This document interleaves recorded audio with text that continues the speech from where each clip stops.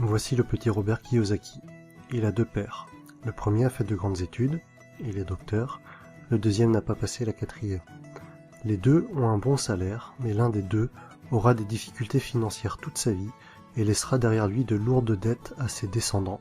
L'autre va devenir l'un des hommes les plus riches d'Hawaï et laissera un héritage de plusieurs dizaines de millions de dollars à sa famille. Dans ce livre, Kiyosaki va nous exposer les différents points de vue de ces deux pères. Tous les deux sont d'accord sur le fait que l'éducation joue un rôle primordial dans la vie. L'un est persuadé que les grandes études sont incontournables, l'autre pense que devenir financièrement intelligent va permettre au petit Kiyosaki de devenir riche. Le problème avec l'éducation financière est que c'est une matière qui n'est pas enseignée à l'école, mais à la maison, avec la famille. Malheureusement, la plupart du temps, les familles vont apprendre à leurs enfants à devenir pauvres. Ce n'est pas un manque d'amour pour leurs enfants, c'est juste qu'elles ne connaissent pas bien le sujet, et qu'elles ne maîtrisent pas bien les mécanismes de l'argent, et qu'elles ne lisent pas des livres tels que « Père riche, Père pauvre ». Si comme moi, vous n'avez pas de père riche, cherchez à apprendre auprès de ceux qui le sont, et investissez en vous. Lisez les livres de Robert Kiyosaki, Napoleon Hill, Warren Buffett et tant d'autres. En réalité, la recette pour devenir riche est plutôt facile. Pas besoin d'avoir fait de longues études de comptabilité pour comprendre le principe. Deux concepts simples à comprendre, actif et passif. Un actif, c'est quelque chose qui va vous mettre de l'argent dans votre poche.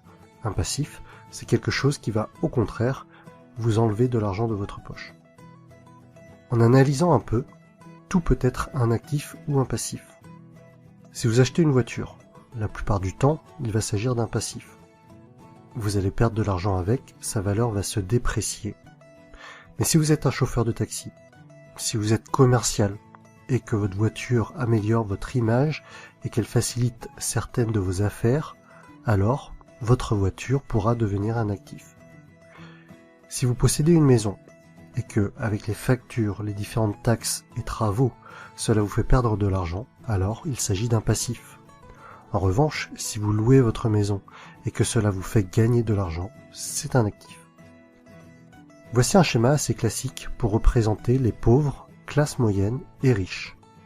Les pauvres vont seulement dépenser leur argent. On ne distinguera ni de passif ni d'actif, mais seulement des achats quotidiens pour vivre. Les classes moyennes vont également avoir des dépenses, peut-être un peu plus importantes que les pauvres. En plus de cela, elles vont acheter des choses qui vont leur permettre de paraître riches, mais en réalité, elles achètent des passifs, maison, voiture. Beaucoup de ces personnes vont considérer leur habitation principale comme étant leur investissement le plus important. Mais le plus souvent, cela va leur coûter de l'argent et pas leur en rapporter. Les riches passent leur temps, leur énergie et leur argent à acheter des actifs. Plus ces actifs vont rapporter, plus ils vont acheter d'actifs. Et par effet boule de neige, les riches deviendront de plus en plus riches. Les pauvres et les classes moyennes n'évolueront pas ou peu. En fait, l'argent que vous gagnez au départ n'a pas beaucoup d'importance. Vous pouvez très bien gagner 10 000 € par mois et tout dépenser dans des futilités en menant un grand train de vie, grande maison, belle voiture, fêtes, alcool, et au final, il ne vous reste plus rien. À l'inverse, vous pouvez ne gagner que 1 500 € par mois aujourd'hui et réinvestir tout l'argent qui vous reste dans des actifs et devenir de plus en plus riche au fil du temps, jusqu'à peut-être même atteindre la liberté financière et ne plus avoir besoin de travailler. Voici quelques exemples d'actifs.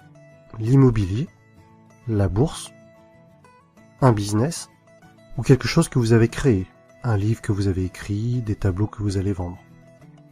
Alors oui, dans la tête de nombreuses personnes, investir dans l'immobilier, dans un business, acheter des actions, c'est parfois risqué et vous pouvez perdre de l'argent. Par contre, ces personnes-là ne sont pas contre acheter une deuxième télévision à écran plat qui dans 2 ou 3 ans ne vaudra plus rien. Personnellement, je préfère perdre de l'argent en ayant essayé d'investir dans quelque chose qui peut potentiellement me rapporter de l'argent, plutôt que d'acheter une deuxième télé dont je n'ai pas l'utilité. Et au final, même si j'ai perdu de l'argent en ayant essayé d'acheter ou de produire un actif, les leçons reçues de mes échecs seront infiniment plus enrichissantes que de passer 3 heures par jour devant des programmes télé sans intérêt. En résumé, si vous voulez devenir riche, soyez financièrement intelligent Apprenez auprès des personnes qui sont devenues riches. Apprenez à limiter vos dépenses. Concentrez-vous sur les actifs, limitez les passifs. Et voilà mon résumé du livre Père riche, Père pauvre de Robert Kiyosaki.